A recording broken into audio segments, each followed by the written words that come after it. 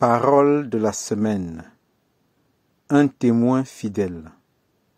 Zakpunen, 28-09-2025. Dans Apocalypse 2, versets 12 à 17, nous lisons « Écrit à l'ange de l'église de Pergame. Voici ce que dit celui qui a l'épée aiguë à deux tranchants. Je sais où tu demeures, là où est le trône de Satan. Tu retiens mon nom et tu n'as pas renié ma foi.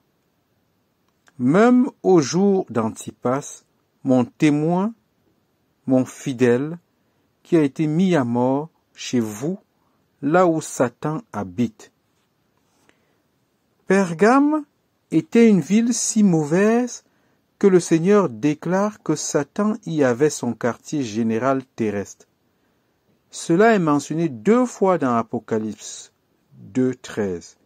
Et en plein milieu de cette ville, le Seigneur avait placé son église. Le Seigneur leur dit, « Je sais où tu demeures. » Il sait exactement où nous vivons et dans quelles circonstances, et il peut nous garder purs et triomphants. Même si Satan a son trône terrestre là où nous vivons. Par l'épée de l'esprit, nous pouvons aussi vaincre. Aucun chandelier ne se plaint jamais que l'environnement est trop sombre pour qu'il brille. L'intensité d'un chandelier ne dépend pas de son environnement, sa lumière dépend uniquement de la quantité d'huile qu'il contient. Il en est de même pour toute église locale. L'environnement peut être mauvais, Satan peut avoir son trône dans cette ville, mais si l'église est remplie de l'huile du Saint-Esprit, la lumière brillera intensément. En réalité, plus l'environnement est sombre, plus la lumière y paraîtra éclatante. Les étoiles apparaissent la nuit, jamais le jour. Le Seigneur félicite cette église parce qu'elle a retenu son nom et n'a pas renié la foi, même dans les temps de persécution. Il mentionne spécialement Antipas, qui fut un témoin fidèle, qui a donné sa vie pour sa foi.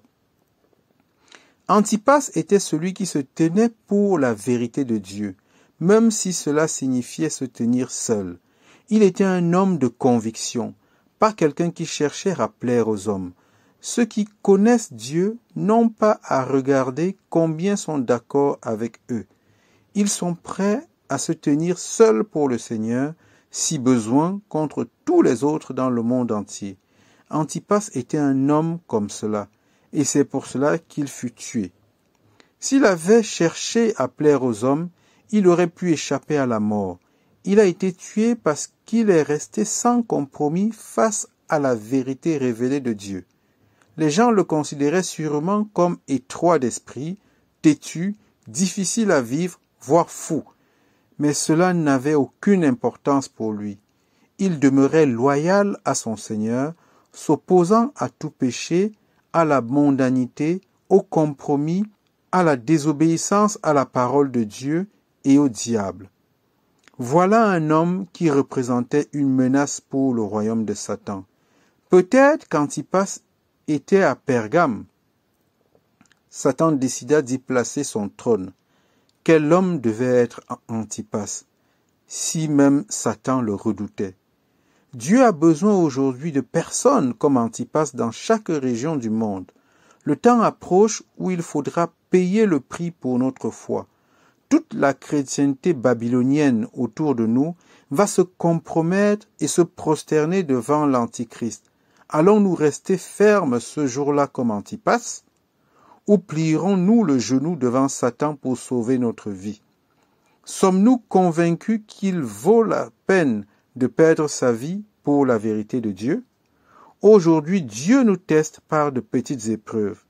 Ce n'est qu'en étant fidèles dans ces petits tests que nous pourrons l'être dans les grandes épreuves qui viendront. Satan vous considère comme une telle menace pour son royaume qu'il déplace son trône dans votre ville. Mais malheureusement, l'église de Pergame a décliné spirituellement après la mort d'Antipas. Antipas était probablement le messager de l'église de son vivant. Lorsqu'il mourut, quelqu'un d'autre prit la relève et l'Église tomba. Telle est la triste histoire de beaucoup d'églises.